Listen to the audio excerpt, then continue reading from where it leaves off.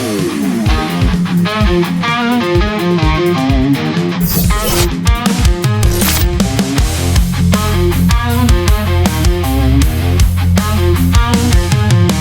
hot boots on the ground, troops coming heavy with the no-nonsense sound. Ain't no filters, we'd break the mold. Stories hidden, swept away, now they're getting told.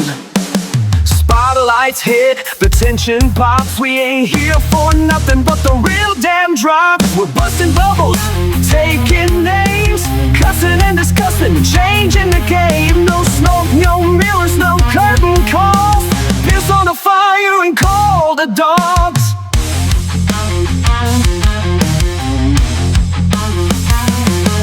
Steel chairs, court stairs, backstage heat. Legends fall when we bring that beat. Voices sharp, we cutting right through. Best damn team, yeah, you know it's true. We ain't your daddy's play-by-play. We call it raw, we're here to stay. From bell to bell, win or loss. Shoot, don't care who signs the checks or calls the boss. Putting out fires, taking names, cussing and discussing, fueling the flames. Standing tall when the last bell call. Piss on the fire and call the dogs.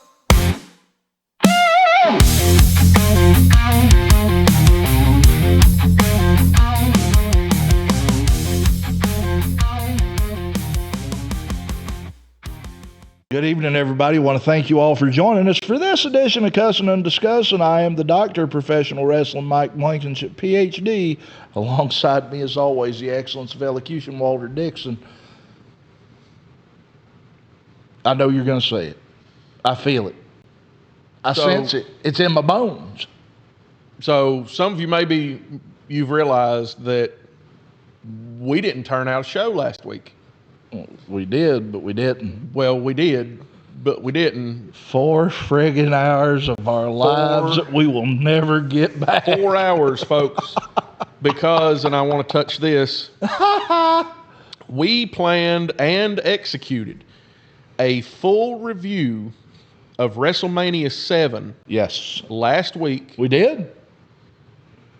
We done that for a fan, for Nick Opaleski. Nick, if you're watching, we got you. We did not forget you, Nick. No, we done it. We done it. The problem is, folks, if you've been following us for a while, you may remember about a year ago, the excellence of execution. Elocution. It gets stuck. You don't even know who you are anymore. The excellence of elocution, myself, tweaked some knobs on this beautiful piece of equipment here, the Zoom Podcast P8. Yeah. And it ended up costing us a show because we had all kinds of video and no audio to go with it. It was about the same time last year. Yeah. And last week, we shot the show on Thursday. We were a day behind because we had some other stuff that needed to be done on Wednesday. Thursday was an easy day. Thursday was an easier day going into the July 4th holiday weekend, and it, you know. So, long story, turned short. We shot the show on Thursday. We shot a full 4 hours. We shot Cussin and Discussin in accompaniment with that full WrestleMania 7 review. Every single match, 14 matches on that card. Not to mention the intermittent segments throughout the show that we talked about, which was probably about 14 of those too. Yeah. So we shot it, and unbeknownst to us at the time, the doc somehow inadvertently muted the audio on the laptop, which means that any audio coming into the video was null and void. Yeah, we had it over here, but over here we didn't have it. Right.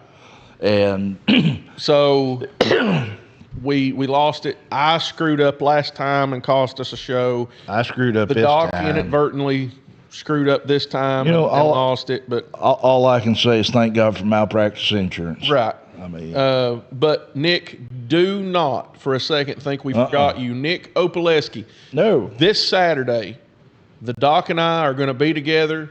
We're going to be doing a show with the guys from Indie Wrestling Experience. That'll be on the 19th. The next week. Yeah, that's on the 19th. Okay.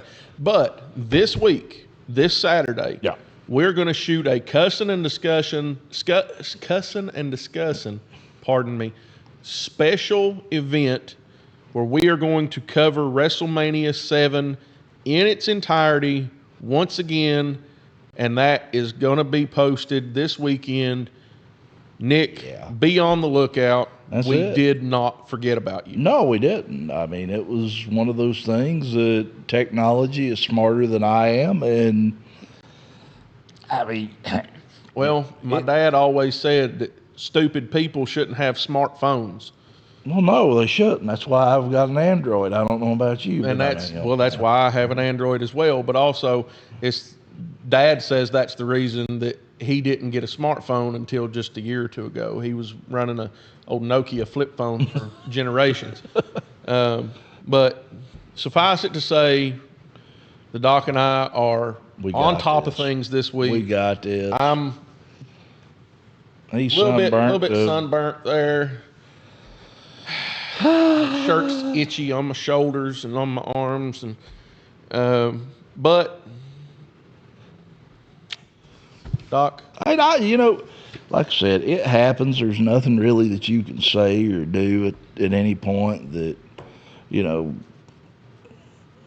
you can't make it better. I mean, I went back and tried my level-headed best to do every possible thing to recover the audio side of it. Sprite tea. Regular Sprite. It's all right. We'll drink it. But I did. I tried to recover the audio file on that, and there is, once you hit start and record, it's pulling everything it's got. You cannot beat this setup. It is basically pretty much cut and dry. The Doc has something on our printout here that he wanted to share with you folks, and it goes back to something that happened this past weekend. Many of you may have seen it. Some of you may not. I thought you was talking about something else. No. Many of you may have seen this. Some of you may not. Ozzy Osbourne. Ozzy, the Prince of Darkness. Prince of Darkness, the front man for Black Sabbath, is doing his farewell tour. Yeah. And just a few days ago, he sang Mama, I'm Coming Home live. You sent that to me, and I about cried. Yes, it is a tearjerker for Ozzy. That was the final time that you will hear Ozzy Osbourne sing Mama, I'm Coming Home live or in studio, anywhere, unless you have a record, cassette, CD, whatever of that song, or a digital download, obviously. Right. You will not be able to hear it digital again. Download. So if you haven't seen that, go look it up. Ozzy's final rendition of Mama, I'm Coming Home. It is truly a tear-jerking moment for fans of Ozzy Osbourne, Black Sabbath, and fans of music in general. You know, it was great to see Ozzy Osbourne, Black Sabbath, being able to go back to the beginning is basically what they called it. And I'm so tickled shitless for them to be able to go back to the beginning, because I can promise you something, I sure as hell wasn't. Right. By the way, Doc, in the video I sent you, did you see who was playing lead guitar? I did. Steve Tyler. No. No? That was Zakk Wylde. It was Zakk Wylde, wasn't The it? original. No, Steve Tyler was there. Yes. Later on in the concert, that was Zakk Wylde. Yeah. Zakk Wylde was playing guitar for the show. It is my understanding that Zakk Wylde has been playing lead guitar for them during this entire tour. They've had other people come in and do little bits and pieces here. It's just a farewell to Ozzy. Right. But that goes back to the origins of Ozzy, Black Sabbath. Zakk Wylde was guitarist for them for a very long time, and then branched out on his own. Zakk Wylde had some standalone stuff, done a lot with Black Label Society. Yeah. And actually, Zakk Wylde had a couple good songs with the coal miner's daughter herself from Van Lear, Kentucky, Loretta Lynn. Yes, he did. one of them actually titled after your hometown, Portland, Oregon. Yep. Beautiful song. And if you haven't got to check that out, please do. Yeah. But You know, some go ahead and the thing about it is some folks rewind to the beginning, but the real magic's in those fizzy moments that keep bubbling up when you least expect them. We ride forward with a twist and a grin, and it's just enough shimmer. We ain't going back to the past, and that's just how I feel about it. Ozzy may have went back to the beginning, but we sure as hell ain't. I just go ahead and tell you. I mean, hell, you got the phone call. Yeah. I got the phone call. Yeah. No. I'll tell you this. Sure feels good to let somebody else how it knows to feel ignored, don't it? Yeah. It's nice sometimes to return the favor. Yeah, absolutely. And sometimes the best thing you can do is ignore those who have ignored you. Yeah. You really want to get under somebody's skin. Yeah. You really want to piss them off. Ignore them. Yeah.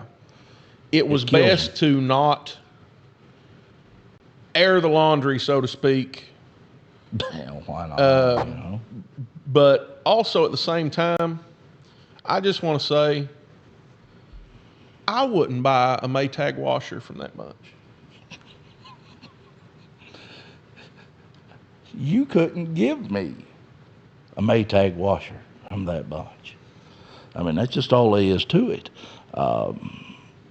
Thing about it is, you know, I've said it before, I'll say it again because it bears repeating. Yes, I accept your apology. That's it. Just because I accept your apology doesn't mean I'm dumb enough to fall for it again. Just because I accept your apology doesn't mean that I'm going to, No. affiliate myself I mean, with you send in the clones for all I care. Well, it's like often this. imitated, never duplicated. That's what I got to say. Imitation is the greatest form of flattery that mediocrity can give to greatness. I will say this, though. I mean, There's rules and guidelines that have to be followed, and some coming up short, I do believe. I think somebody's been coming up a little bit short on some of those rules and guidelines. Yeah. Just saying. I mean, you know, It is what it is. Do your own homework. Anyway, we have cool. to repeat something right now We that we do. done last week that was It was whatever. part of the show last week, and here we are. We get to do it again. We didn't talk about what we started the show with last time. no. It's probably better that we don't this time. Let's Probably just better. go ahead and let that one ride. Yeah. Wait, what did we start the show with last time? Mute me. Well, I'll mute both of them. Mute us both up there. Yeah. Yeah. Forgot about that. Yep. That shows how important it really was. Well, you know. I mean, there's only two I reasons had for makeup I could put around my eyes, have it tearing down my cheeks. That's the other one. Yeah, wringing hands and oh. No, that wasn't pallbearer. That was anyway. Well, you know. It kind of looked like pallbearer after it was all done.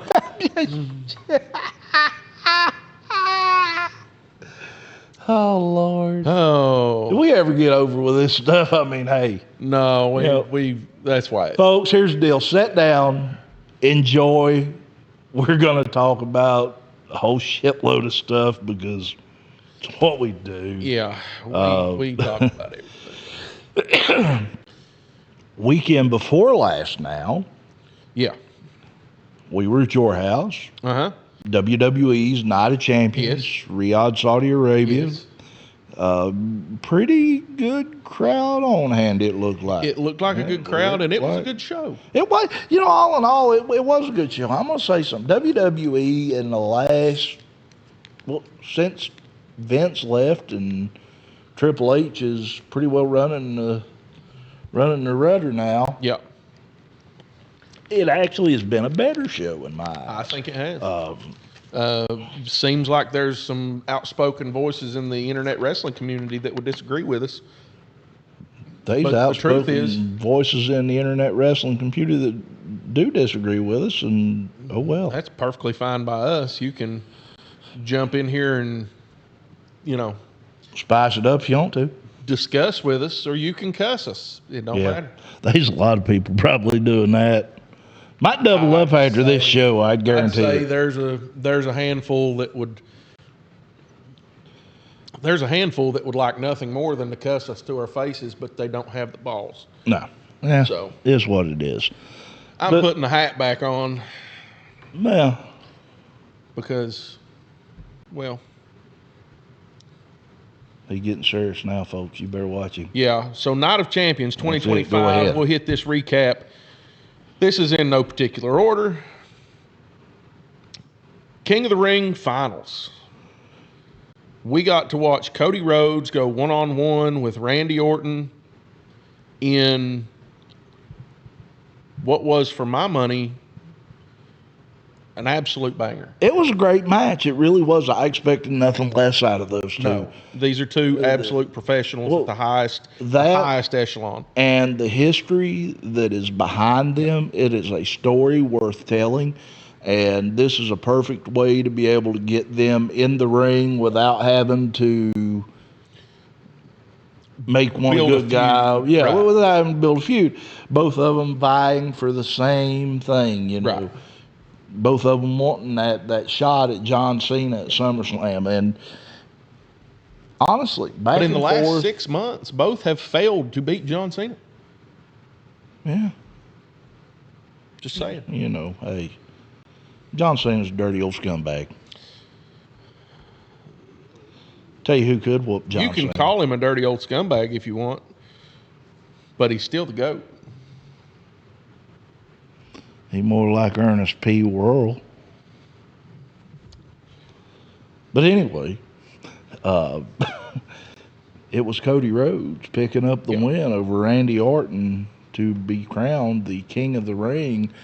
And, you know, I was watching that match and I'm like, is he going to put the crown on his head? Is he going to put the crown on his head? He never put the crown on his head. No, they didn't do that. I don't know why. You notice well, we'll get to the other one later, but I mean, yeah. Then we move on to a street fight between Rhea Ripley and Raquel Rodriguez. That was an absolute banger of a match as well. Was to a degree one of the better matches that I saw. Not much size difference in Rhea Ripley and Raquel Rodriguez. Raquel's a little bigger. Little bit taller, maybe a little more heftier, so to speak. Yeah, she is a little bit bigger. Got a little more mass. Overall. But it was a great match. The only thing that really just boggled me was, okay, it's street fight. Yeah. There wasn't much street fighting. Well, no, there wasn't. I mean, granted, it is Saudi Arabia, but I mean, if you're going to Yeah. go to a country such as, and you know their customs and you know their expectations, why build something? It's kind of like saying you're going to have this kind of match and not delivering for the people. Kind of coming up short, you know what I mean? It's like advertising a bull rope match twice and not having it at all. Yeah. But I think in this case, it's different. In the previous case of 2 advertised bull rope matches and never having one at all, it was because of one person's unwillingness to let someone else shine. In this case, I think it was a toes in the water moment. Yeah, I can see that. They're using look. First of all, these ladies, when they're wrestling in Saudi, they have to be completely covered from the neck to the tip of the toes. They have to be covered. So you have to be careful that no one has a garment malfunction. No one has a wardrobe They're in a malfunction. full bodysuit. What kind of malfunction could they have? Well, look, if they start getting kendo sticks and whatnot out and somebody gets their outfit ripped, they ain't going to hang them. well, the Saudi government may be a little leery about bringing them back again. Yeah. So you and also the violence that comes with a street fight that we're used to with a street fight. The Saudis are a little standoffish for that, so you have to ease in, toes first. You've got to just tiptoe into the water, and slowly but surely, the WWE is going to build a rapport with the Saudis. The Saudis are going to open up a little bit and allow more of the sort of content that we are accustomed to. Yeah. You have to take your time and build this slowly. So the next time there's a street fight there, it'll probably be a little bit more violent than this one was. Right.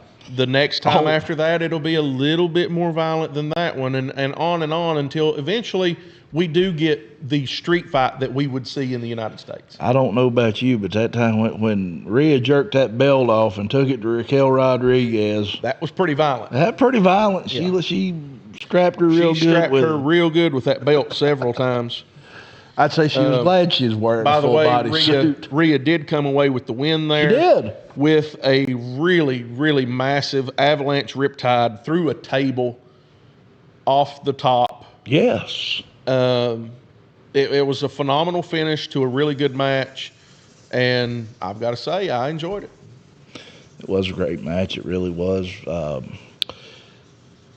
Next match out, Sami Zayn versus Karrion Kross. You know, that was one that Sami Zayn picking up the win. Yeah. I wish that, and I know the whole sentiment of Sami Zayn over in that area. Right. I get it. We talked about this last week, We did. although they didn't see it. No, that's why we're going back through a lot of it. We talked about it last week that this is really considered Sami Zayn's home turf. It is. Because he does have Arab ancestry, and it's. I get why they let Sammy go over. On the other hand, It did nothing for Karrion Kross. done nothing for Karrion Kross.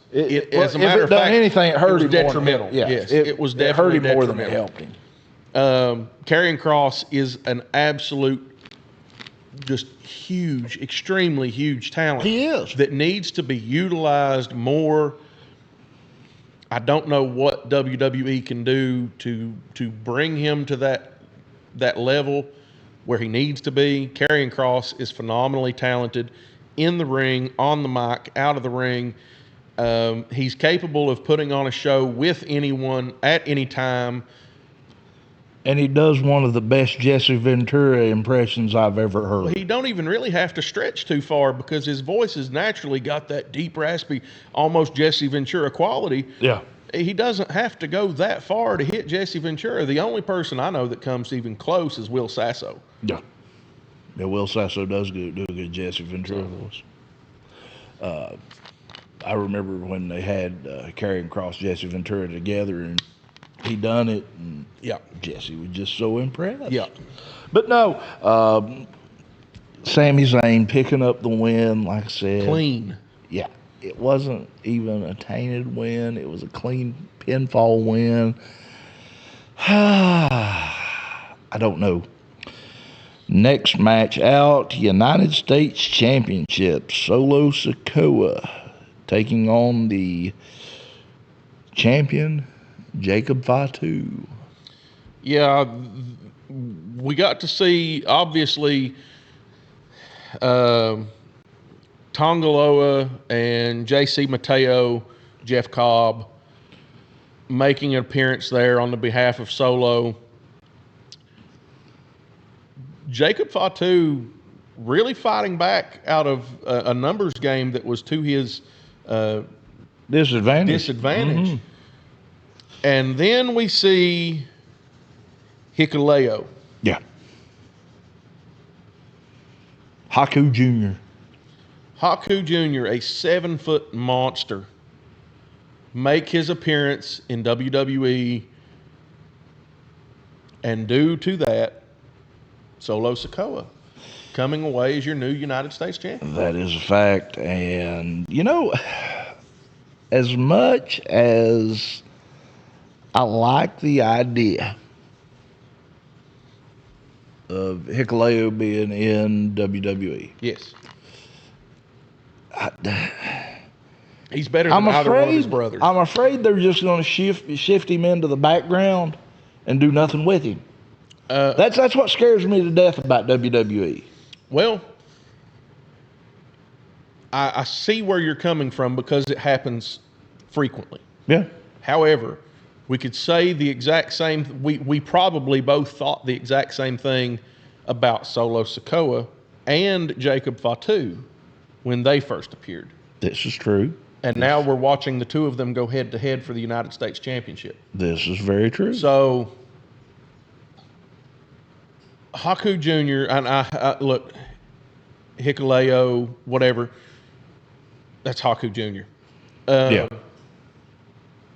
He makes his appearance here. He shows an outstanding performance in what little bit of time he had.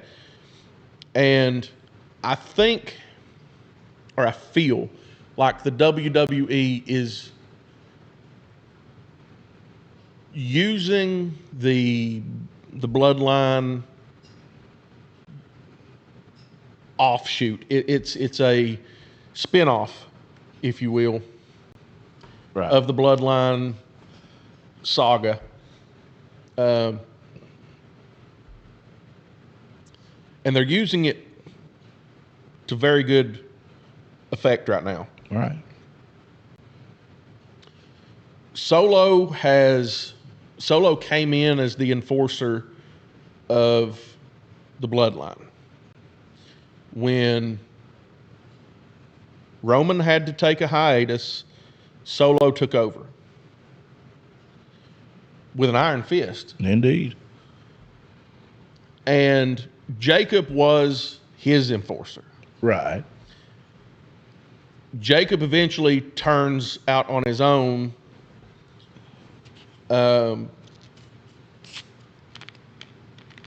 Solo is trying to put his thumb on him, right? Right. Put him back in his place, so to speak. Solo has never been without a stable.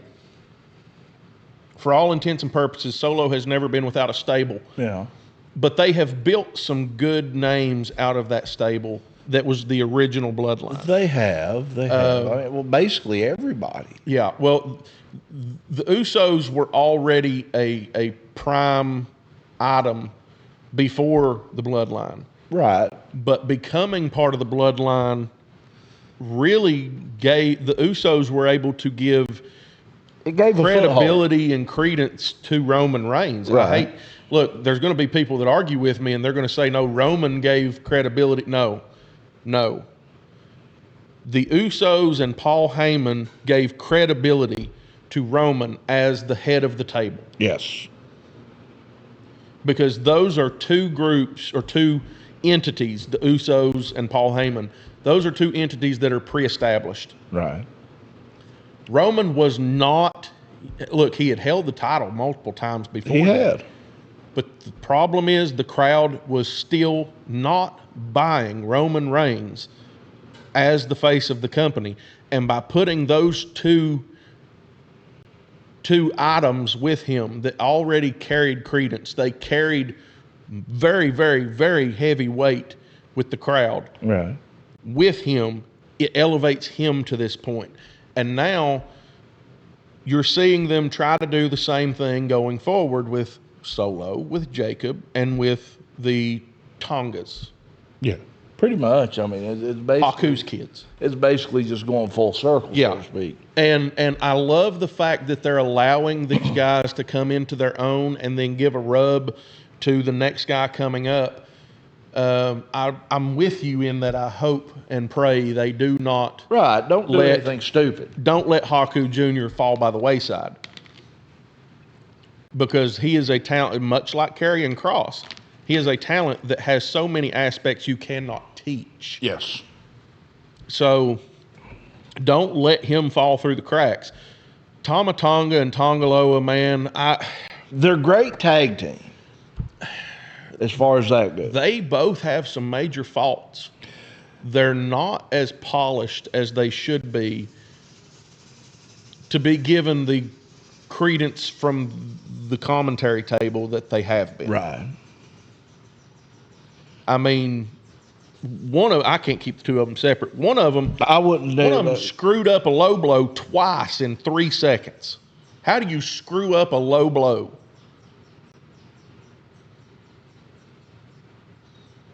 Pretty bad.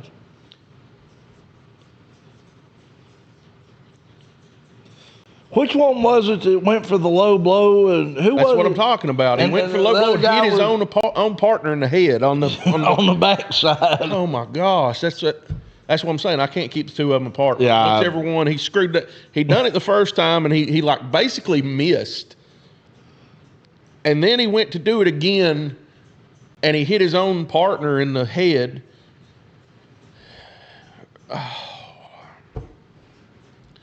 These guys they have talent. They have the ability to be an USO level tag team. Yes, they do. They have that ability.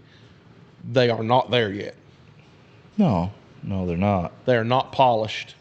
They need some time, and they need some time under the cover of someone like Solo Sikoa, like Jacob Fatu, that has already come out and said, hey, I'm good enough to be in the search for gold. Yes. And ultimately, that's what you're doing with them is making that push. But like time will tell. Yeah. Next match up, the Queen of the Ring finals.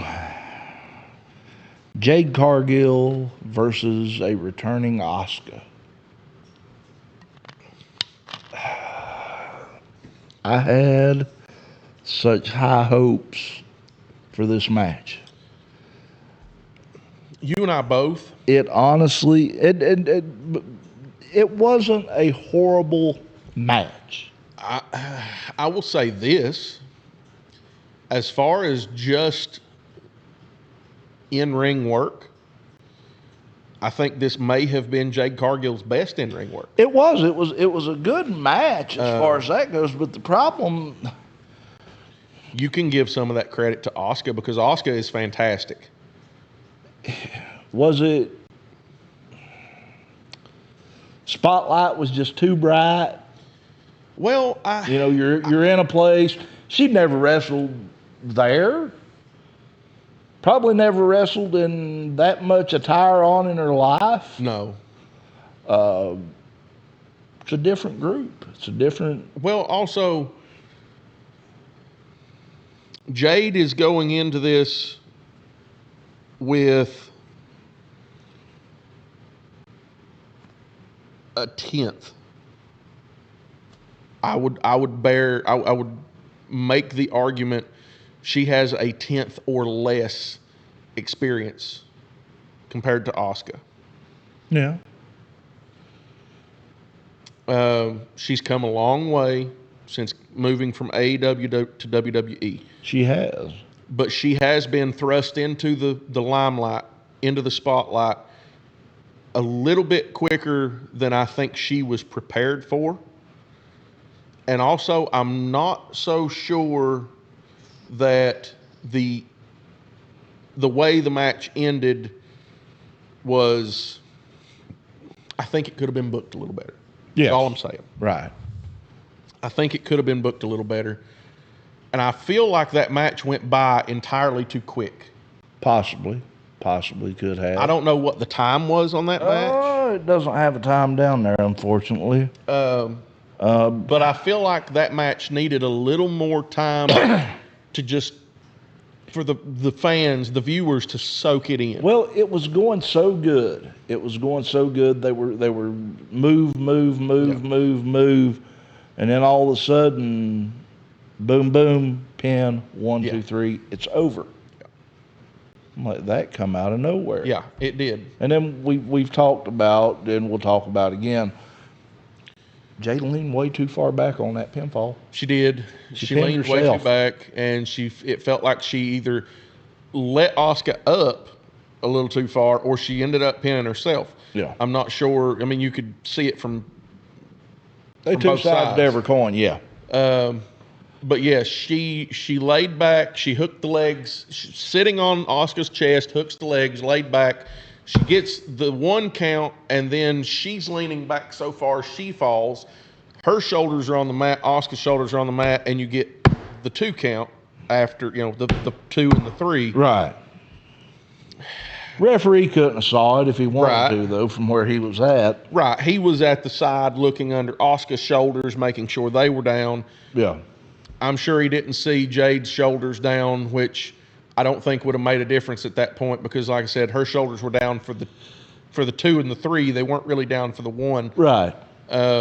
So Jade would have won regardless, but also that was a bit of a flub in the middle of the finish Yes. that could have been avoided. I think Jade just got a little carried away there, and I don't hold that against No, her. I think don't either. I think it was a great, like I said, a great match as far as that goes. But I wish there had been, but like you said, it was move.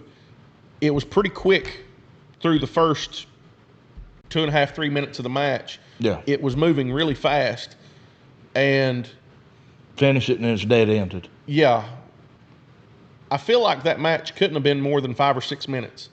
And you ever watch that the Foghorn Leghorn cartoon? Yeah. They got that dog. Yeah. All right, sneak out there, hook the dog on the chain. Yep. And then smack him in the butt with a 2x4, take off running. Yeah. And he's running, he's going to catch him, and then all of a sudden, boom, Yeah. up he goes in there, comes down on his back. Yeah. He run out of rope, Yeah. And I think that's a lot what happened, that it ended too fast. Should have let that play out a little bit. There should have been a little more build up there. There should have been a little more. We've said it here before, and we know that, I took it from The Undertaker, the first person I ever heard say it. When you think you're going slow enough, Slow down. Yeah. When you think you're going too slow down. Yeah. You're never going too slow. You're never going too slow. You have to give the audience time to kind of soak in what's happening. Yeah. When Undertaker does his sit-up, he didn't sit up and then immediately get to his feet. He sat Sit there up for a and he second. sat there for 10, 15 seconds and kind of looked around, and then he climbs to his feet, and it's a slow, methodical thing. And up I to the understand knee, on the hand. Yeah, I mean, I understand his character requires that because he's supposed to be the dead man. yeah. Although the Godfather said he knowed he wasn't all dead. Yeah, he knew not everything was dead. But anyway, Boy, I'll tell you. there's a reason for that, though. It's to let the suspense of the moment build. And I think Asuka hitting a power move and letting Jade have a moment to sort of let the crowd have a moment to see Jade just no-sell the hell out of it. Yes. And just Jade shaking it off like, not going to work. Because Jade should be pushed as this Terminator-esque female. Yeah, I mean, I'm not saying Brock Lesnar, you should be a Russian. You should just stand there and let them bounce off it. I'm not saying that. I'm saying Brock Lesnar's Russian. Well, that's what Michael Hayes told him when he first appeared. How many people gonna be damn Russians in wrestling? I don't know. There's too many Russians. Too many Russians. Oh, Lord. The Russian thing's you can played only out beat the anyway. Russians so many times. The Russian thing's played out anyway. Yeah. I mean, True. I mean, shoot, the Ukrainians is whooping them now. well, I mean, why not some Iranians or a monster medically altered Chinese, Terminator type? Come on. I mean, yeah, if you're going to play the American versus foreigner thing, Russian's been done to death. Yeah. Russia has been absolutely done to death. Well, they've been doing it since German has the been 80s. done to death. They've done it since World War II. They come back off Fritz von Erich. Well, they even done. Yeah. There was a half a dozen Iraqis in the last 25 years, Yeah. Hell, or at least Middle Eastern. I shouldn't say just Iraq. A couple of them actually were Iraqi, but Middle Eastern. You can still play that. You can play you've got to find a 6'10" Chinese guy, but I mean, there's bound to be some out. They've got 4 of them on the Chinese basketball team. yeah, I mean, Yao Ming was 7'4", I think. there's you one. No, I'm just, but I mean, all into use her right if you're going to use Yeah. her. Don't just throw her out there just because you've got access. Yeah. Next match, By the final way, match. Jade did come away as the winner. She did, and she didn't put the crown on. Yeah. Guys, you were crowned king and queen of the ring. Put the damn thing on. Just saying. Even if it's a 1-minute thing. I wonder if they didn't put the crown on them because there's something You don't think it's where it's in the the Saudi royal family? Right. There you go. and- Yeah.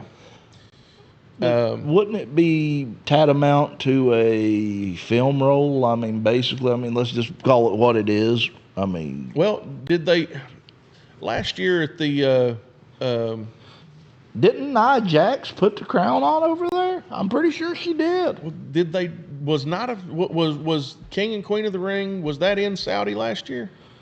I don't think it was. I think it was. Because they done shoot.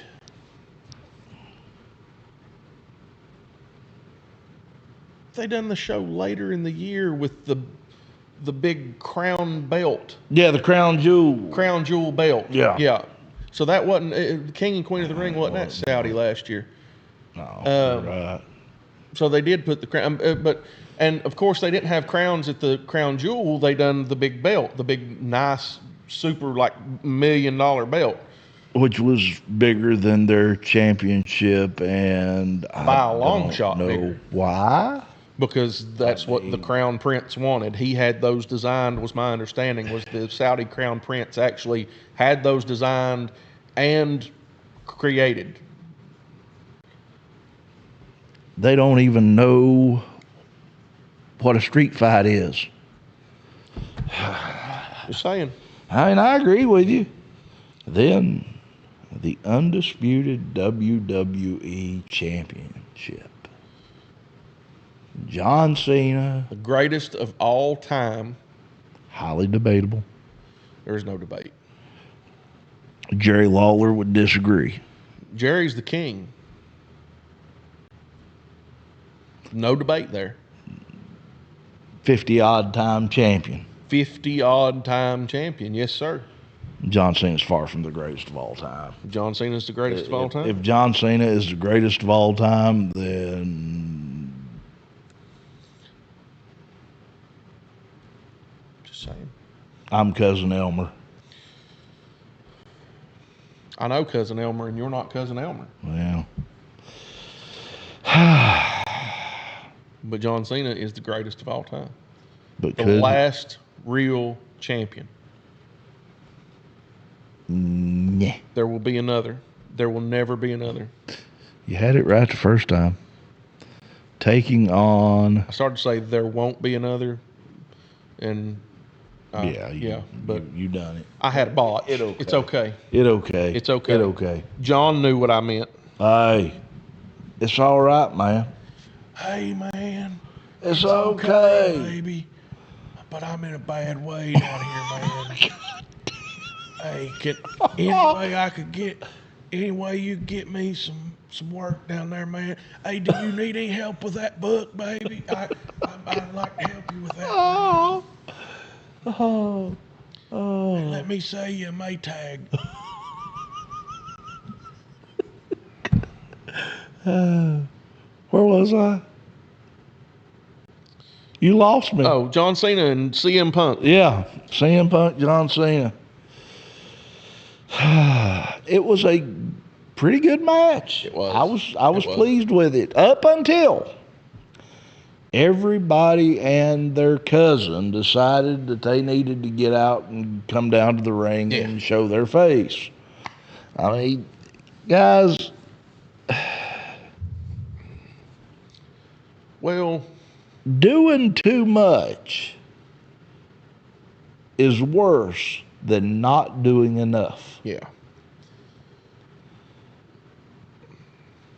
It's kind of like when you're cooking dinner. Okay? Tell that to Charles Robinson. Oh, Charles Robinson, God love his heart. Right there's a man after my own heart. He come down that thing, and John Cena hit him like a Mack truck, and Charles, he sold it like Rick and Morty. He sailed 6 feet. Not only did he sold, he sailed. His back and rolled. My goodness. I'm going to tell you something. That guy has got a heart of gold for the wrestling business. Yeah, he There's does. no doubt in my mind.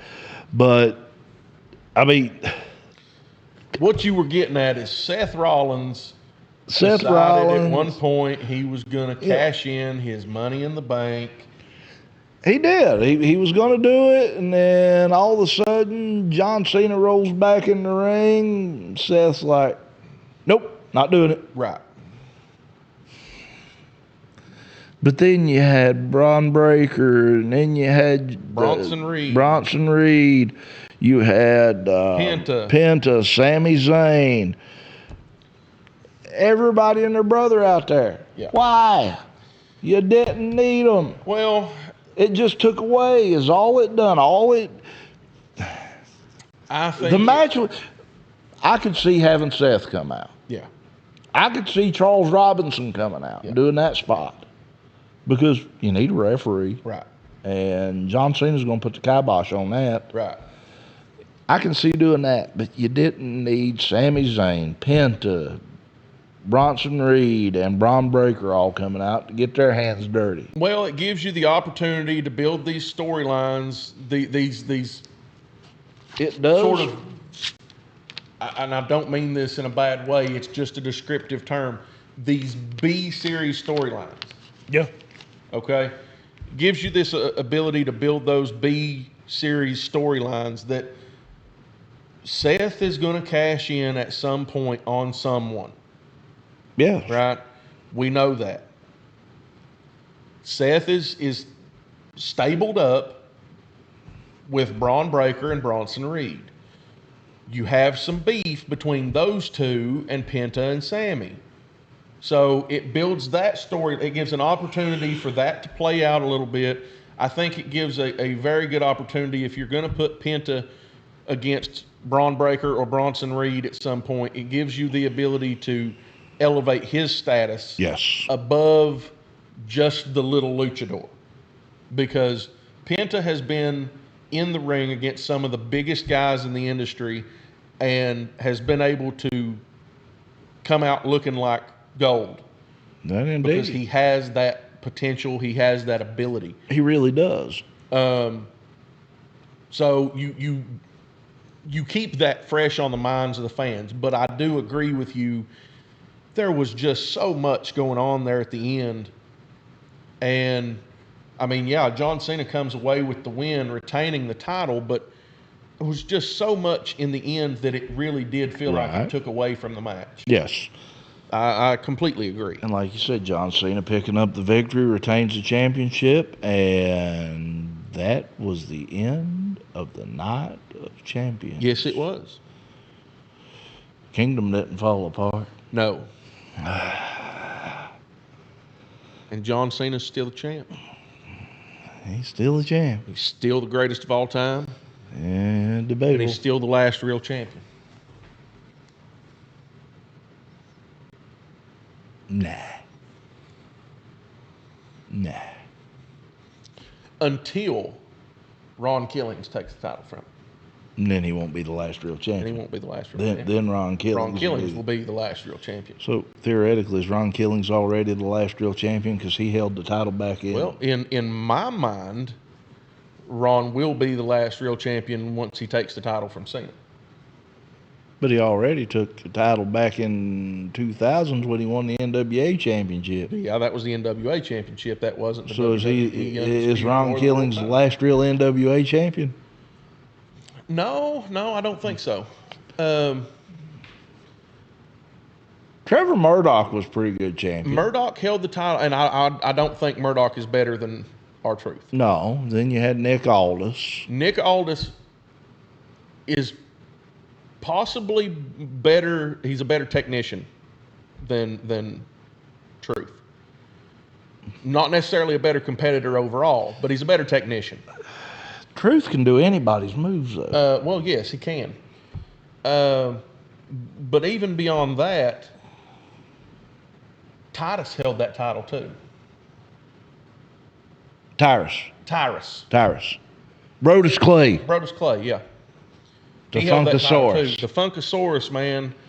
Oh, That only he dude's wasn't the talented. I don't care Funkasaurus. what He was. I don't care what you say. That dude's talented. I think he's living the dream now. Yeah. Isn't he on Fox and Friends or something now? He is, I believe. I've seen him on Fox and Friends. I Yeah. don't know if he's still there, but you know what time it is. Great dude. Is it that time already? It is that time. My Let's see. goodness. All right. No, it is not the same one from last week. Okay. Are you ready? I am ready. Yuji Nagata with Sonny Ono defeated the Ultimo Dragon. Chris Jericho defeated Gedo for the WCW Cruiserweight Championship title versus mask. Rey Mysterio Jr. defeated Eddie Guerrero to win the championship. Alex Wright with Deborah defeated Steve McMichael. Mongo. Jacqueline defeated Disco Inferno in an intergender match. She probably could have whooped his ass in real life. Oh, ain't no doubt in my mind. No probably to it. For the WCW United States Heavyweight Championship, Kurt Hennig defeated Ric Flair to retain the title via disqualification. Not your dog spot, not your liver spot, my spot. Lex Luger defeated Scott Hall with Larry Zbyszko as special referee. Randy Savage with Elizabeth defeated Diamond Dallas Page in a Las Vegas sudden death match. And in a steel cage non-title main event, Rowdy Roddy Piper defeated Hollywood Hulk Hogan. Rodney Piper. Rodney the Piper. Was this 98, 99? No, This had to be prior, right? 97? 97.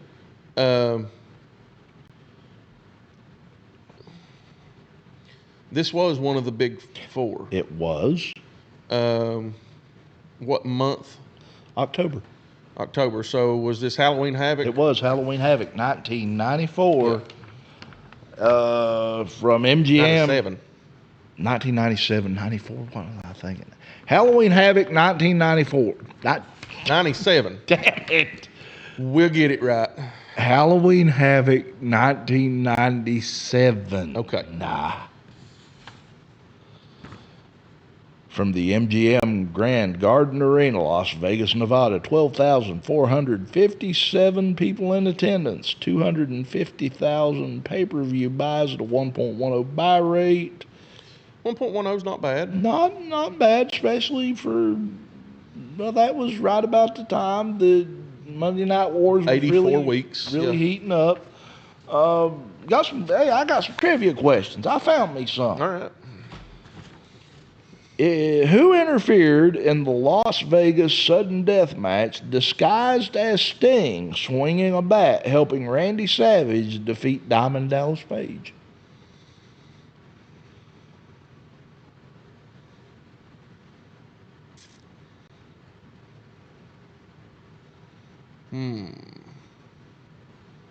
Trying to think.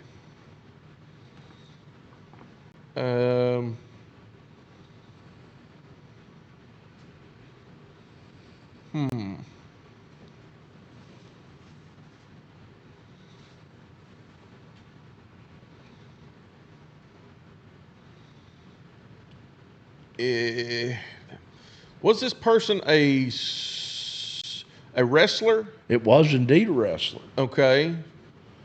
They weren't any other kind of. They weren't known for anything else other than wrestling? Well, no, he was an actor too, though. Movie star, TV star. Yeah, that's what I was getting at. That's David Arquette. No, it's Hollywood Hogan. Oh, well. Next question. Which WCW official reversed the result of Lex Luger versus Scott Hall using instant replay, an incredibly rare move for WCW?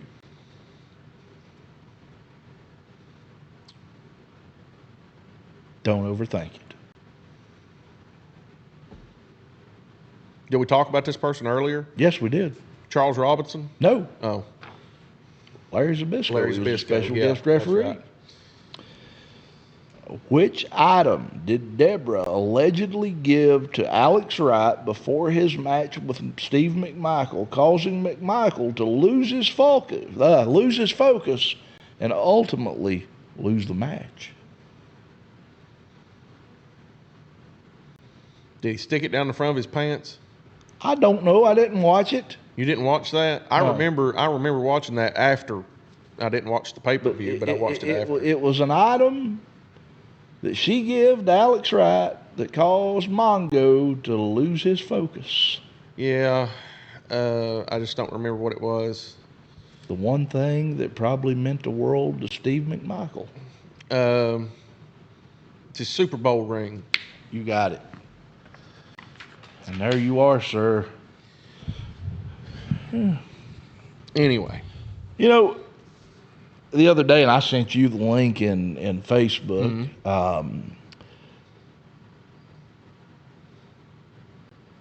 longtime WWE, WWF, WCW wrestler Bob Cook posted a post on Facebook. He shared a post of a YouTube channel called WCW. And it actually is youtube.com at WCW. Yeah. Which I'm not here to negotiate or argue the legalese behind that. Well, I mean, it could be. We can't wrestle. Yeah. Could be something else. It could also be released and run by WWE.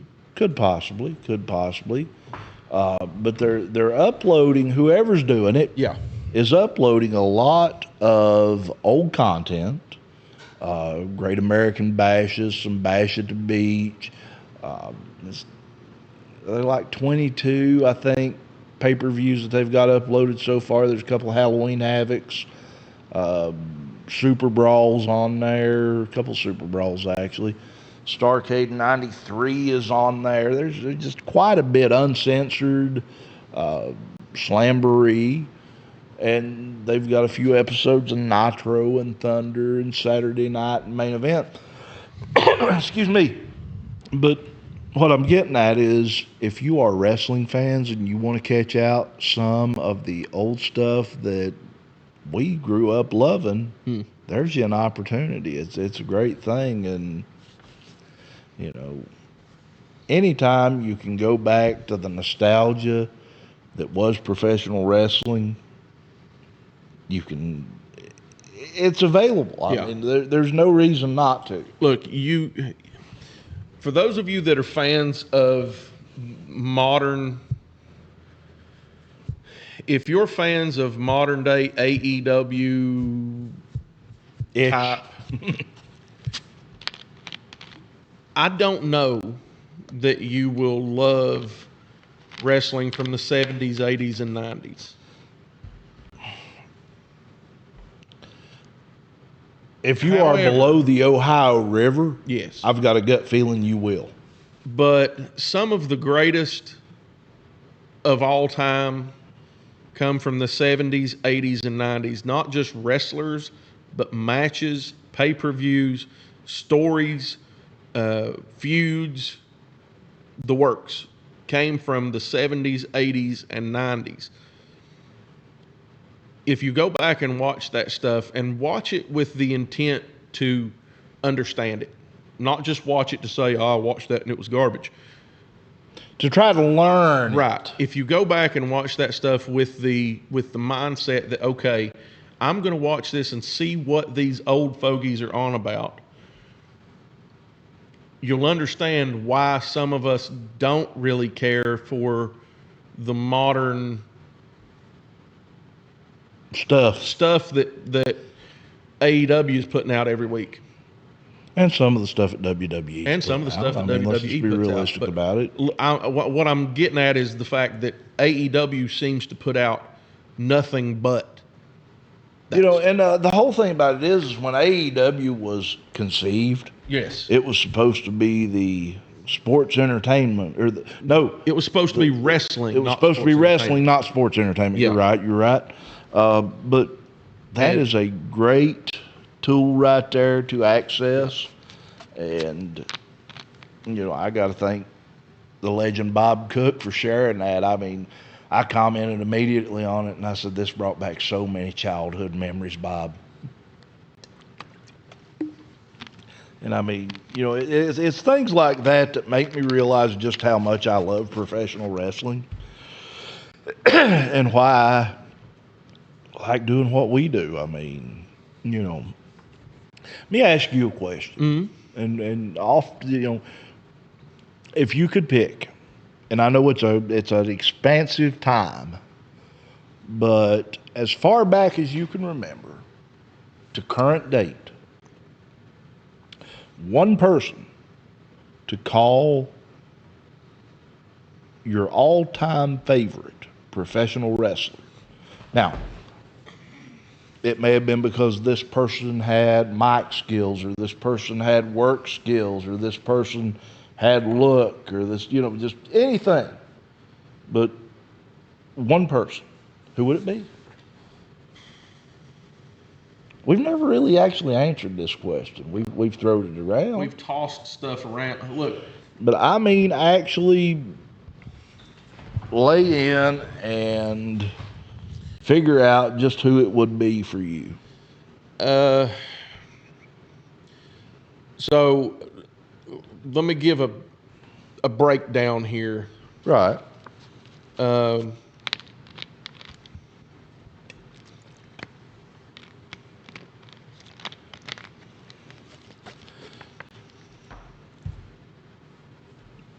For me personally. Yes.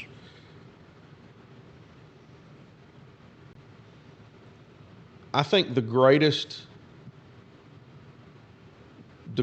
mic worker ever is probably Dusty Rhodes. Yes. I think the greatest in-ring worker, just straight up in-ring technician, and he wasn't just a technician, but he had it all. Yeah. Was Ricky Steamboat. Steamboat, yes. I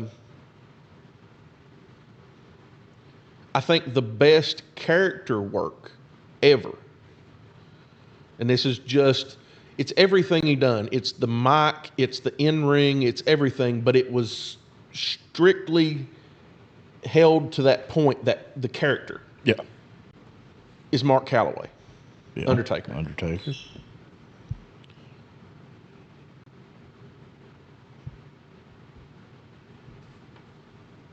But, and I'll never deny that Ric Flair is probably the greatest to ever put it all together into one package. Possibly. But in such a brief amount of time that this person was on top, I think they are the best of all time. And that's Stone Cold Steve Austin. Okay, Austin. He did. He had the look. He had the really and honestly, he could do just about anything. Yep. I mean, honestly, there wasn't really much that was stopping of Steve Austin. He was the rough and tumble. Austin was really only on top of the wrestling world for about 6 or 7 years.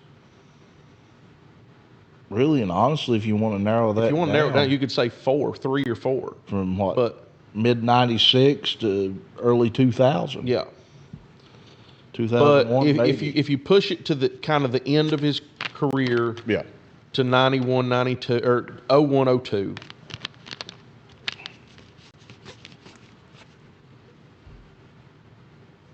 He was on top for an absolute fraction of the time that Ric Flair was on top. yeah. And in that fraction, he completely turned wrestling on its head. Yeah. That's for my money. Stone Cold Steve Austin is the best to ever do it. We're not too far off, I mean, as far as that goes, because I agree with you on Steve Austin. He was one of the greats. Me, it's a little bit further back, not much, but the man from Amarillo, Texas, from the Double Cross Ranch, Terry Funk. He could work. He had the look. He was great on the microphone. He didn't give a damn about what he said. And he was crazy enough. Yeah, his mic work was very reminiscent of early Stone Cold Steve Austin. Yeah. I mean, he was calling people egg-sucking dog before, Yeah. you know. You mentioned something that I didn't put into, I didn't give a number one on, and that is body, look, right? Yeah. And Stone Cold had the look. And He had by the way, look, yeah. That's something that even Bret Hart said that there's about 3 or 4 things that you've really got to look at with a wrestler. You got to look at what they can do on the mic. You got to look at what they can do in the ring. And you got to look at what they look like. I wonder if we'd ask Bret what he rated, and Bret, actually, there's a video out there of this. He was in an interview, Right. And he rated 4 or 5 guys. And he said that he rated himself too. And honest to goodness, he rated himself very fairly. He said that a guy like Hulk Hogan was about a 3 in the ring. He was about an 8 or a 9 on the mic. And he was like a 9 or a 10 body. Yeah. He rated Shawn Michaels, and he said Shawn was about a 5, maybe a 6 on the mic. And this is in their feud era. Now, Shawn did get much better as the years went on. Right. But in their feud era, Shawn was a little bit not as... Right. He wasn't as polished. Yeah. But he said Shawn was about a 5 or 6 on the mic. And I could be wrong on what he ranked it, but this is from memory. 5 or 6 on the mic. He said as far as his body goes, it was a 7, 8. And he said his in-ring work was a 9 or a 10. And then Brett ranked himself. He said, my mic work wasn't really all that good. I would give myself a 6, 5, 6, about the same as Sean. Yeah. He said, my body wasn't the greatest. He said, I give myself a 6, somewhere in that area. But he said, my in-ring work was a 10.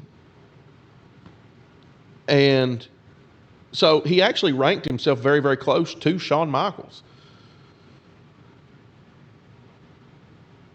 And I think he was fair to all three that he rated them. Right. Stone Cold really,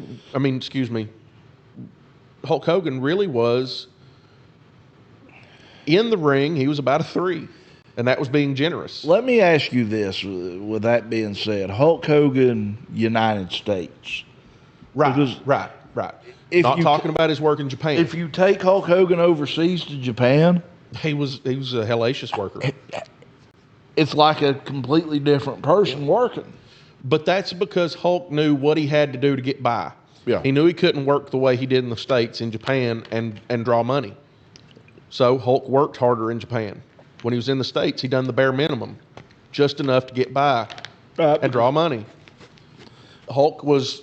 in the United States, it's more of a visual, a merchandise driven. Right.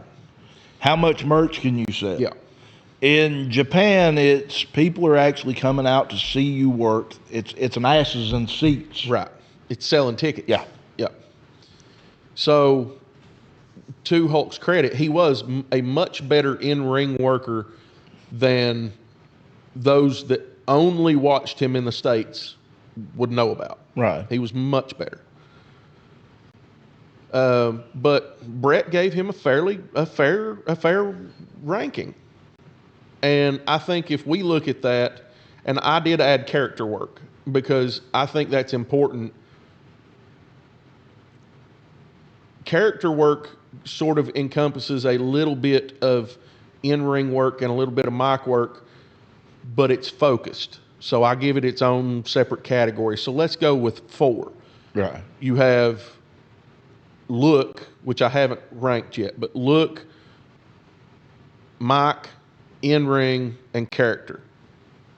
Right? Mm-hmm. So as far as look goes, who would you say had the best look in wrestling?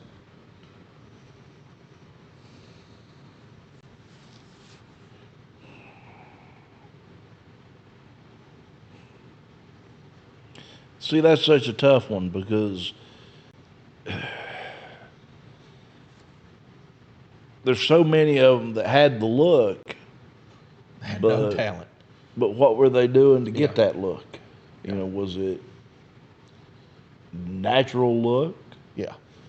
Was it, they doing enough juice to keep the look? Right. And I think that's the biggest thing is when you say look, you immediately go to who was the buff, who was the muscular guy that, looked like he could just rip 2 befores in half. And then you start looking at people like Hercules Hernandez, who looked like he was chiseled out of stone. And you look at some other guys in that sort of same era that had very little of the rest of the stuff. You know what I mean? TA. You think Magnum TA was probably the best body of his time? I honestly think TA was pretty much one of the, as far as natural look. Yeah. I mean, it wasn't, shot up look. Right. I mean, you want to talk about shot up look? Warrior, Lex, Yeah. Scott Steiner, Buff Bagwell. You could look at a lot of those guys. I mean, yeah, there's, but if you look at all around look. Mine, for my money, it's Kerry Von Erich. Well, I'd say there's a little bit of sauce used in there. Oh, there ain't no doubt in my mind. There's sauce in that tamale. There ain't no doubt in my mind he was on gear. But that boy he had the most perfect look. He did. Going to the ring. And the great thing about him was he could back it up in the ring. Unlike Ultimate Warrior. Unlike Hercules Hernandez, he could go to the ring and work with the absolute best. Yeah. Even though he was jacked to the gills. I'll give you somebody that had to look, and I don't know that the juice was involved, but Patera. Ken Patera? Yeah. Absolutely. Was he juiced? I don't know. Ken Patera probably at the time was on juice. He was definitely on gear. Yeah. And I'll tell you why. Ken Patera was a world's strongest man competitor. He was a strongman competitor across multiple events. Right. Because the world's strongest man competition is just a single competition. There's other strongman and powerlifting events that, Yeah. Now, World's Strongest Man has multiple events. It's not just one single event, but it's under the one umbrella, Right. where you have regional qualifiers and different things that lead up to going to the actual big one. Right. But there's also the Giants Live, which I'm not sure if that was around then. There's Canada's Strongest Man, England's Strongest Man, Europe's Strongest Man. Those are all set as qualifiers. They're used as qualifiers for World's Strongest Man, but you don't have to live in England to compete in the England's Strongest Man or UK Strongest Man or Britain's Strongest Man or whatever. Because several guys from the Nordic countries and from Iceland and from Canada and other places go and compete in those. And there's a ton of others that they do these massive weightlifting and powerlifting competitions.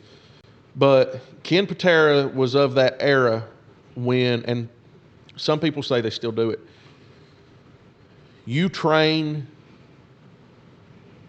till you're falling apart leading up to, and you're on gear the whole time. Right. Up to a certain stage before the competition, and you cut it off. You start weaning down. That way, when they drug test you for that competition, you're clean. Yeah. And as soon as that competition is over with, You're back on. you're right back on it. Actually, some of them said that they would wean down until they done their drug test for the competition and would immediately go right back on it, even before the competition started, because they didn't want to lose that edge. Now, with that, you have the problem of you take a chance. If you get hurt, They're going to drug test you again. And if you fail for steroids, you're completely knocked out of the competition and they fine you big time. Yeah. So some guys would chance it, some wouldn't. Now, I don't know. I can't say for sure. Yeah. But I would just about guarantee that Ken Patera was on. He was probably on, at that time, you're talking 70s. Yeah. 70s, 80s. He was probably on Andro.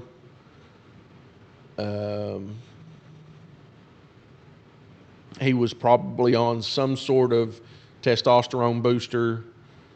Yeah. I wouldn't doubt if he was on some cutters too, and even speed at that time. Possibly. Because speed and cocaine, sorry, YouTube, they give you a boost in metabolism and energy levels that you really can't get from anywhere else. Yeah. And if you hit a 2 to coke and then hit the bench, you're going to sling weight. Yeah. I don't care who you are. Right. You hit a 2 to coke and then go sling weight, you're going to sling weight. Yeah. Clanging and banging, as The Rock says. Clanging and banging. And by the way, there is no chance in hell that Dwayne Johnson is not geared to the gills. I was going to say the You same. cannot be his age and look like that when he looked the way he did in his 20s and 30s. You cannot do it. Yeah. That is not natural. It is not possible. You can have the most insanely perfect diet, the most insanely perfect workout regimen, the most incredible aids and personal trainers and all this stuff that help you along the way, and there is nothing that any of that can do to make you look like Dwayne Johnson looks if you're not on juice. This is true. You have to be absolutely geared to the gills. This is true. You know, with that being Prove me said, wrong, Dwayne. Take a drug test. that being said, you know, we are, of course, we're on Facebook. Yes, we're on And YouTube. We're Right. on YouTube, and we branched out to RSS.com and pretty much hit every major podcasting platform going and coming. Yeah. I mean, Spotify, iHeartRadio, Apple, Amazon. I could sit here and name them all night, Yeah. but you know, you get the point. We've started uploading some of the backlog episodes to Rumble. Yes. I think we've got 7 up right now. Not 7 up, drinking Sprite. 7 episodes up. But, you know, it's going to take a little bit of doing because it's basically re-uploading everything we've done from start to now onto Rumble. Mm-hmm. And if I'm not mistaken, that website is rumble.com/users/Cussin and Discussin. Or you can just go to the Rumble homepage and search for it. Yeah, you can do that too. But no, it is a slow and a tedious podcast, or slow Tedious and process. process. Yes, process. Cockles. Cockles. Shut up. No, I'm just kidding. I really wish they would shut up. You I don't know- if y'all can hear it, the bats are back, people. For those that were here this time last year, the bats are back. You know what? Who knows? At this rate, we will be available via smoke signal or maybe even carrier pigeon.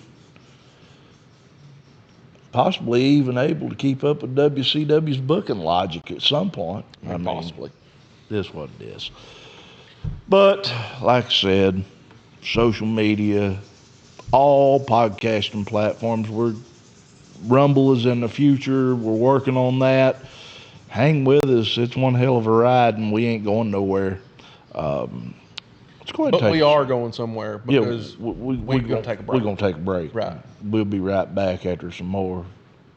Yeah, we'll be back in just a minute. All right, everybody. We are back with some more cussing and discussing.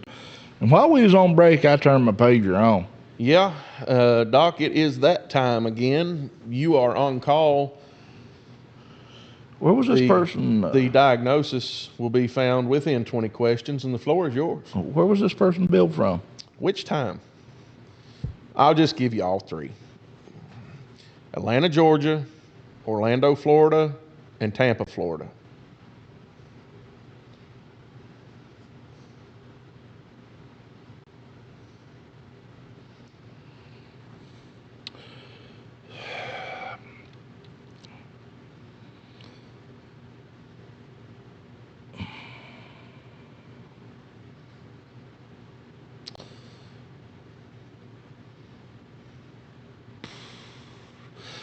Is this person a second generation wrestler?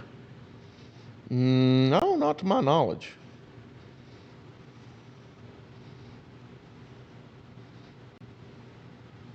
No, I don't think so.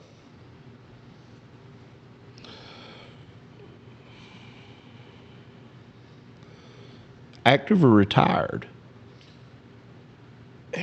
Retired? I don't think this person does any in-ring work. They do some meet and greet stuff, but I don't think they do any in-ring work anymore. Okay. Is this someone I've met? Yes, I think so. Okay. Give me a title history. AWA World Tag Team Champion 2 times. Central States Wrestling NWA Central States Heavyweight Champion 2 times. NWA Central States Tag Team Champion 5 times. NWA Central States Television Champion 1 time. Continental Wrestling Association AWA Southern Tag Team Champions 1 time. Deutsche Wrestling Alliance DWA World Heavyweight Champion 1 time. Dynamic Wrestling Alliance Internet Champion 1 time. Platinum Wrestling Worldwide PWW Heavyweight Champion 1 time. Michigan Wrestling Alliance MWA Heavyweight Champion 1 time. Midwest Territorial Wrestling MTW Heavyweight Champion. New Age Wrestling NAW Television Champion 1 time. Pro Wrestling Illustrated ranked this person number 13 of the top 500 singles wrestlers of PWI 500 in 1993. Ranked this person number 194 of the top 500 singles wrestlers of the PWI years. Ranked number 33 of the top 100 tag teams of the PWI years. And PWI also gave them Match of the Year 1993.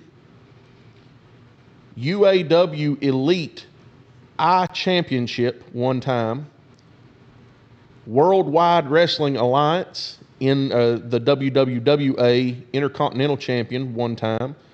World Wrestling Federation WWF Intercontinental Champion 1 time. WWF Tag Team Champion 1 time. Wrestling Observer Newsletter gave this person Tag Team of the Year in 1989.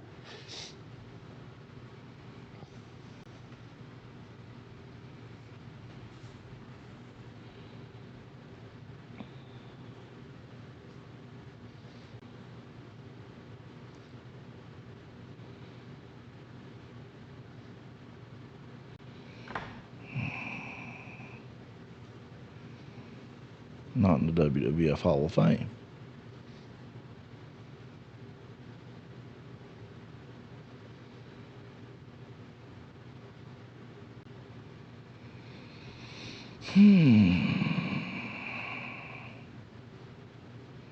Tag Team of the Year in 1989. Mm-hmm.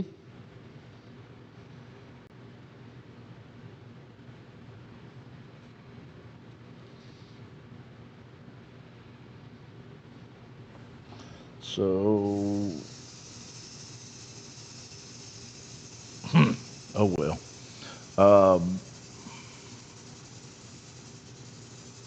Have I met was that question.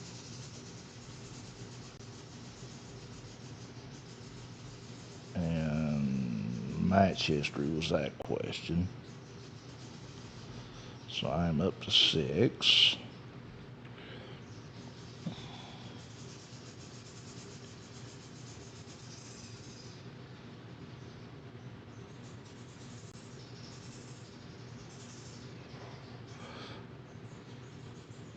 Who trained this person? Jerry and Ted Oates.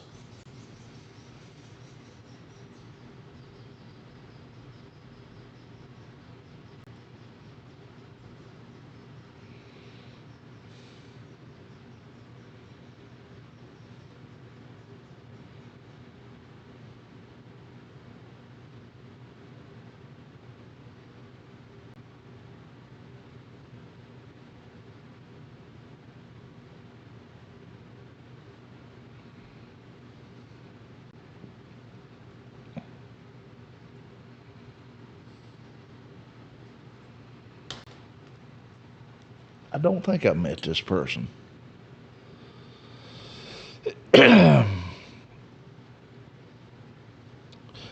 My 8th question.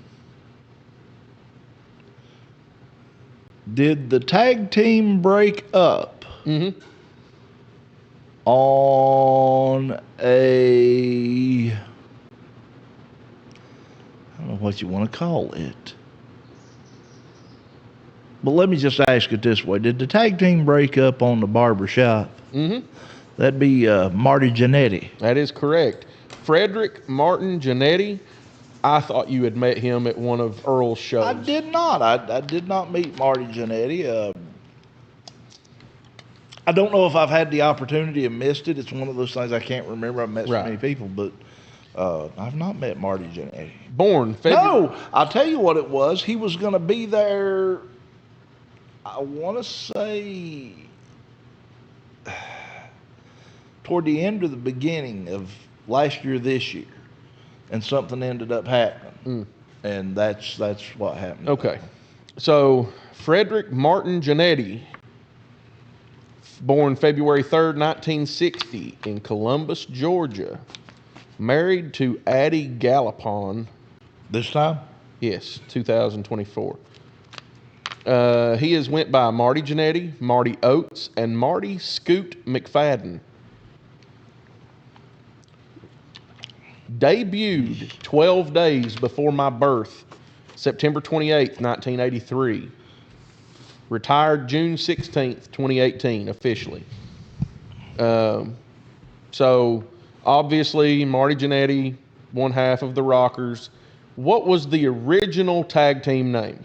That would be the Midnight Rockers. The Midnight Rockers, that is correct. When they went from AWA to WWF, they shortened it. Now, I'm going to read this kind of verbatim here. Although his career was continuously halted by personal issues and his achievements overshadowed by those of his former partner, Shawn Michaels, Right. Jannetty was described by Talk Sports Radio as, would you have any idea as to how, quote, how they defined him or described him? I know how I define him, how I describe him, but I don't know how they do. At the time, Talk Sports said that Marty Jannetty was, quote, as smooth and jaw-dropping as his partner, with a drop kick to rival any. You know, you look back on his career when he was younger and in decent shape, he could actually work. He was a really good worker. I think that at points it was possible that he was better than Shawn. Yes. I mean, there were times in his career that I think He was just as good, if not better than Shawn. That's like, okay, just to give you a little bit of a spiel on what we watched, we got to see WrestleMania 7, the Rockers versus Barb and Haku. Yeah. And there were no real flubs between Marty Jannetty and anybody. No. I mean, he was just as good as anyone else. So, Marty was an amateur wrestler in Georgia, qualified for the state championship tournament in his sophomore, junior, and senior years of high school. He also boxed while he was in high school, won many Golden Glove events. After high school, he wrestled at Chattahoochee Valley Community College in Alabama, where he was a two-time National Junior College Athletic Association qualifier. He then went off to Auburn University to wrestle, but the school dropped its wrestling program, which is just horrible. Right. That he went there for wrestling And then about they the time they dropped dropped the program. Yeah. He considered going out for football, but was instead coaxed into professional wrestling by Jerry Oates. So his two AWA World Tag Team Championships, who was his partner? Shawn Michaels. His 5 NWA Central States Tag Team Championships were with 3 different partners, 2, 2, and 1.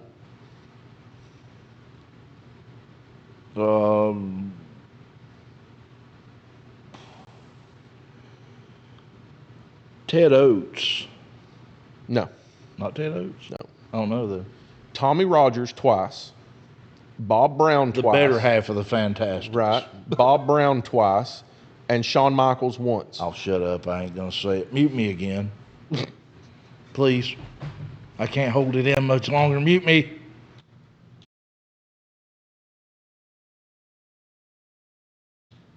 There, had to get that out of my system. Hey, sometimes that I will censor myself. Continental Wrestling Association, AWA, Southern Tag Team Champion twice. Shawn Michaels. Shawn Michaels. He was, you know, you think about it, he was pretty sedentary once he hit CWA with Shawn Michaels. They had a very long career together. Ranked number 33 of the 100 greatest tag teams of the PWI years with Shawn Michaels. Shawn Michaels. PWI Match of the Year 1993. With Shawn Michaels. It was against Shawn Michaels. Well, I mean, it was. Right. Yes, they were. On Monday Night Raw, May opponents. 17th, 1993. WWF Tag Team Champion one time. Shawn Michaels. No. He and Shawn never held the tag team championship. They did hold the tag team titles, but they were stripped of them. It was no, it was not. It was with Al Snow as the New Rockers, was it not? No. Virgil? It was 1, 2, 3 Kid. 1, 2, 3 Kid, that is right. Yep. That was how they got the Kid over. Yep. And Tag Team of the Year by Wrestling Observer Newsletter 1989. Shawn Michaels. Shawn Michaels. Rockers. So, let's see if I can find anything else. He killed somebody, or at least he said he yes. He claims he killed somebody.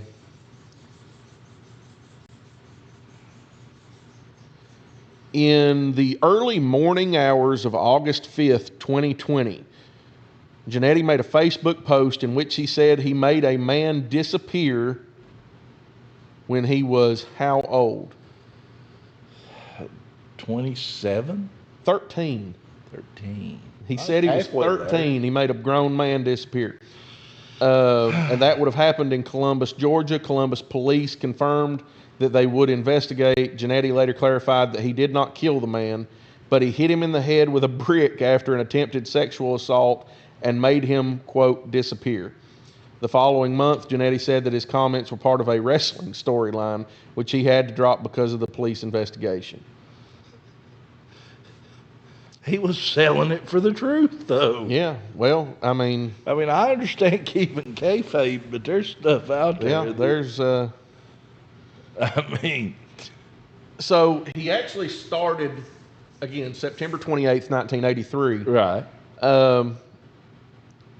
He started for Mid-South Wrestling, teaming with Shawn Michaels. Jerry Oates. Damn it. I quit. He was at that time known as Jerry Marty Oates' Oates. cousin, Marty Oates. He wrestled under Southeastern Championship Wrestling, wrestling the likes of Super Olympia and Mr. Olympia. Now, I do not know, but do you know who Super Olympia and Mr. Olympia were?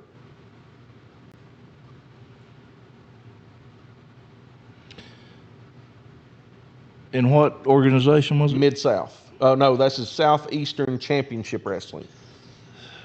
SCW. It's either Jerry Stubbs or Arn Anderson. Both of them were Mr. Olympia. Yeah.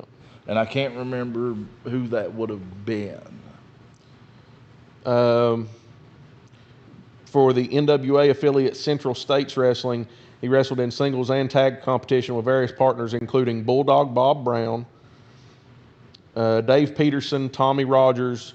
With Tommy Rogers, do you have any idea as to what their tag team name was?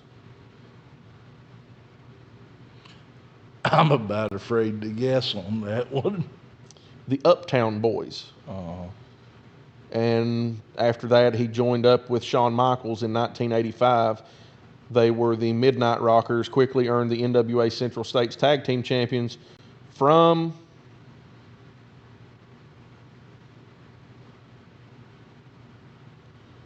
The Fantastics. The Batten twins. Yes. Who would you say is the most famous wrestler that Marty Jannetty ever wrestled against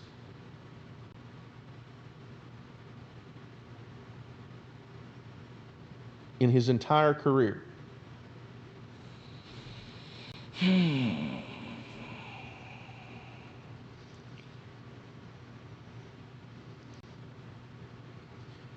As far as I know, he only wrestled this person one time. It was in the 80s. It was during his time with CSW, and it was for a championship. 80s.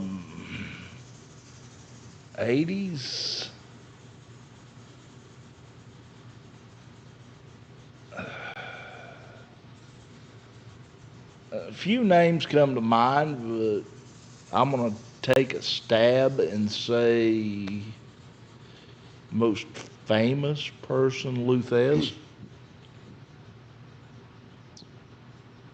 He challenged in the 80s at CSW for the NWA World Heavyweight Championship. Harley Race. Ric Flair. Ric Flair? Yeah. He also wrestled in the summer of 1985, wrestled in his first Japanese tour for All Japan Pro Wrestling. His biggest match there was a loss to none other than Tiger. Tiger? You know Tiger. Tiger? Tiger. Tiger Mask? Yeah. Chris Benoit? Oh, you know Tiger. No. That was not, was it? No. It was Tiger Mask, but Yeah. I had to have that out there because Yeah. we've been doing, hey, baby. And also, it's a me, Tiger. Oh, yeah. Yeah. Hey. Yeah, it was Tiger Mask. Yeah. Yeah. All right. Oh, dear God. Whew. We made it. We're there. Arginetti. Marty Jannetty. That one was actually pretty fun. It was actually. I actually, when you said Atlanta, Orlando, and Tampa, I'm sitting there thinking, okay, Jimmy Garvin out of the gate. And that's why I asked you, was he a second generation wrestler? Because Garvin, of course, Right. the stepson of Ronnie Garvin, which is kind of awkward because they're relatively, they're about 10 years difference, but or so. Well, baby, you know I need some, I'm in a bad way down here, man. Undertaker's the greatest. Yeah. Can you believe, though, that Crush, of all people, could do such a good Tiger? I always thought Jim Cornette done a good Dusty Rhodes till I heard Sting do it. Yeah. And I'm like, oh, shit. Yeah, Sting done a fantastic Dusty. But, look, Sting run the roads with Dusty for years. Well, Corny did too. I understand that. Sting was, after Magnum, and you know this. We're going to put some paint on you. Right. Put some We're paint going on to put some paint on your face, baby, and take you out. Put some paint on your clothes. But after Magnum's accident, Sting was really taken under Dusty's wing and groomed, really. For that big push. Yeah. Because, Dusty was doing that very thing for Magnum. And then Magnum had the wreck, and there you go. I often wonder, we need to do an episode of Cussin and Discussin. What if? What ifs, yeah. The what ifs of wrestling. We'll each pick, say, 5 what ifs, and let the other one hash it out. Yeah. That would be fun. Let's think about doing that in the next near future, probably within the next month or two. But no, speaking of things coming up, yeah, we got some coming events. We do. And number one, I'm going to go ahead and skip down past coming events because I think it's something that needs to be talked about, Yeah. and it has to deal with us. Yes. Well, so to speak. Elevate Pro Elevate Wrestling. Pro Wrestling. We come out of Oliver Springs, Tennessee with Warzone. Mm-hmm. And then we had the meet and greet at the Appalachian Wireless Arena. Yeah. Hollers and Heroes Con.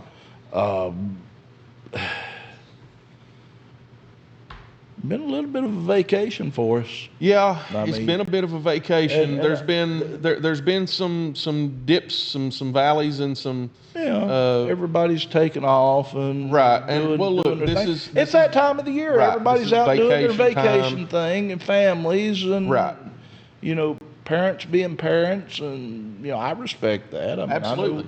I know that you want to do things with your kids. You're a dad. You do things with your kids, and Yeah, that's where the sunburn came from. Which one was you chasing around the yard? No, it was over at the water park at the breaks. Oh, It hurts. I'd say it does.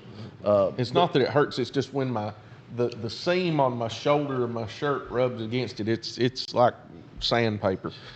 Basically, but I have been in contact, and you've been in contact with Mr. Moore and some of the people from the top tier of Elevate Pro The Wrestling. upper echelon of the Elevate Pro Wrestling management team.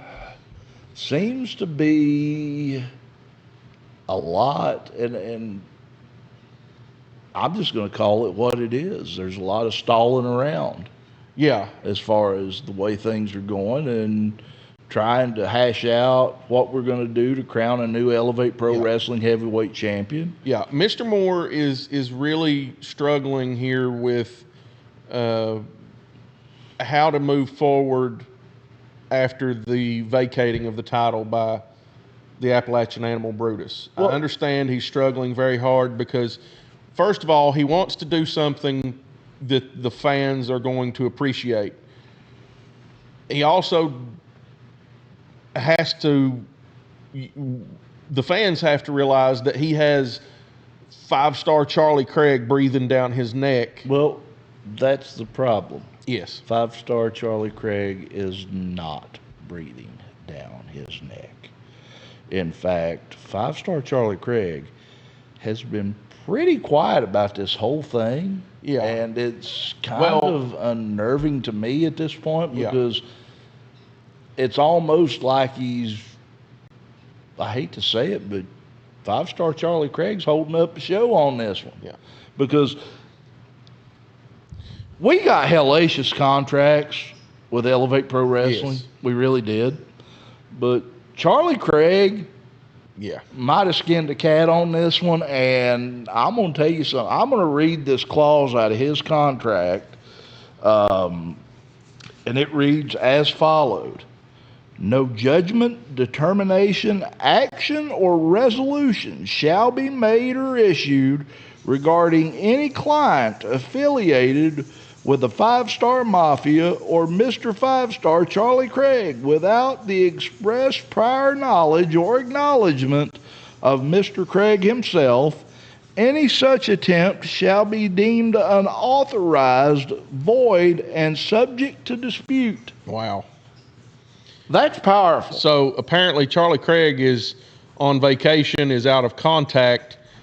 Basically, as long as he's quiet, Yeah. being that the Vision Xander Storm is the reigning next level champion, Yes. and you would think that he would be in top contention. His other client, the American sellout, Spartan, Yes. Zach Apollyon, Is the number one contender. So he's deadlocked this damn thing. yeah. And there's nothing that Dewey C. Moore can do about it because he's got a damn legal binding contract. But we do know for sure that Elevate Pro Wrestling will be back in action next month. Indeed. And, we are working with Mr. Moore trying to get Charlie Craig to come to the surface. Well, look, I have heard from a few insiders that Charlie Craig has made some trips to the coast and down into Alabama. Let's just hope and pray that he didn't take one of them damn Russian fishing trips. Yeah, but then again, I mean, they say you can catch some great old big catfish out of that cooling pond over in Chernobyl. I'll tell you what the hell else you catch. You catch a damn crabs if you ain't careful. Yep. And them ain't the eating kind. But we do have some coming events that we can talk a little more in depth about. First of all, coming up July 15th, Putnam County Fair, Appalachian Championship Wrestling. That's Cruel right. Summer at the Putnam County Fairgrounds, Route 62, Park Road, Eleanor, West Virginia. Meet and greet at 6:30, bell time at 7. And folks, this is a free show. Free show. Free show. And the very next night, July 16th, 2025. Still there at the Putnam County Fair, Putnam County Fairgrounds, Route 62, Park Road, Eleanor, West Virginia. Appalachian Championship Wrestling presents There's Only One Way to Rock. And this, too, starts at 6:30, meet and greet, bell time at 7. Free show. Hey, I'm telling you something. There is 2 opportunities to catch some great wrestling.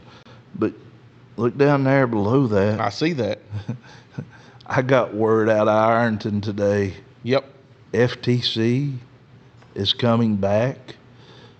Like most of us, they've been doing a little vacating themselves and enjoying this nice weather and spending time with families. And as always, family again is the one thing we all have and we hold dearly. But I have talked to the likes of Titan Troy, the Neon Enigma, Brock's Boulder, and the Unpoppable Force Sarah Bubbles, all in which are game ready to go. Once this thing starts back up. This is going to take place on August 23rd, 2025. A lot of details still to be worked out about it, but at least the date is set. So stay tuned to FTC's Art of Grappling for upcoming information about that. And of course, as always, card subject to change. That's it. Doc, we have a few friends that we want to give a big shout out to. Definitely want to say a big howdy to our good friends up at Time Warp, Earl and his game. They're inside the Ashland Town Center Mall. You can actually get to it if you go down on the side of the mall, down where Panera Bread is, Five Below and all that. Time Warp, right there. You can access it straight off the streets at the Ashland Town Center Mall. Get down there, check those guys out. They got some great stuff. I've been in contact with Earl. You know, I'm not much of a wrestling figure person anymore. Right. I used to have a ton of them things. Yeah. But we was talking earlier about our favorite wrestler. And I got on eBay the other day just out of sheer just boredom, I guess. And I'm looking at figures. And there's this I can't remember, the Mattel line Elite Terry Funk action figure. And he's got the big cowboy hat and the red shorts, the boots, and the leather chaps, quote unquote leather. But I'm looking at it, I'm like, I ain't bought a wrestling figure since I was 13 years old. And I have no need for it. Yeah. But I'm going to buy this thing just to have something to set on my desk at the office. Right. And enjoy my time and build somewhat of a memorial to the Funker. I've actually been looking for some accessories to go along with it. And hopefully once I get that all set up, I'll get some pictures, show you nice folks just what I really think of the big man from the Double Cross. Also want to say a howdy and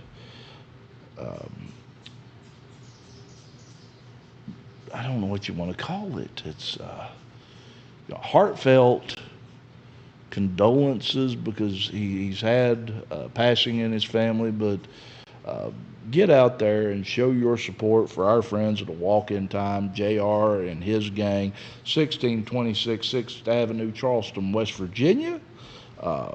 They got some great stuff out there. Again, wrestling figures, toys, the whole 9 yards. I wish they got out of held on to. But yes, definitely so. If you want to take us through the rest of it. Yeah, a big shout out to our friends at the Indie Wrestling Experience, who we will be joining not this weekend, but next weekend. No, the 19th, 12 o'clock, we're going to do this. I don't know what time it will air for them, but we will, of course, we'll try to have it on Cussin and Discussin as part of the following. But so big shout out to those guys. They follow independent wrestling all over the region. But they do. And they try to give some good, honest reviews of everything that they get to see. We love those guys. I've been kind of listening to some of their stuff since they done a wonderful, wonderful review of an Elevate Pro Wrestling show. Yes, I'm a huge fan. And let me also say, while we're talking about that, if you have a podcast or a YouTube channel that you want the greatest commentary team in professional wrestling on, we're available, easy to come along with. Yell at us, let one of us know, and we'll try to work something out as quickly as possible. And also a huge shout out to our friends at the Wrestling Society Network, thewrestlingsocietynetwork.com, Wrestling Society Network on Facebook. You can also check out their app on Roku, Amazon Prime, and Apple, as well as they have some other big stuff coming up, working on some standalone stuff, and they have put a ton of work into gathering countless hours of wrestling-related footage for wrestling fans to go to one place and find anything they want.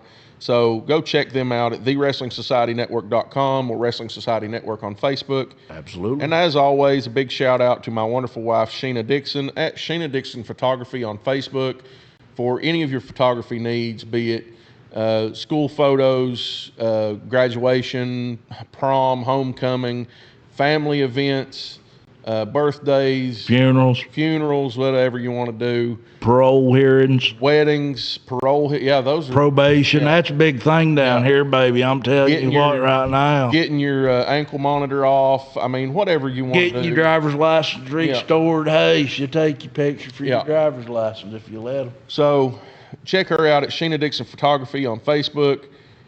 And Doc. Hey. You know what time it is? I think it's time to piss on the fire and call the dog. I'll tell you what, for the excellence of elocution, Walter Dixon, I'm the doctor of professional wrestling, Mike Blankenship, PhD, saying to you until next time, so long from the Bluegrass State.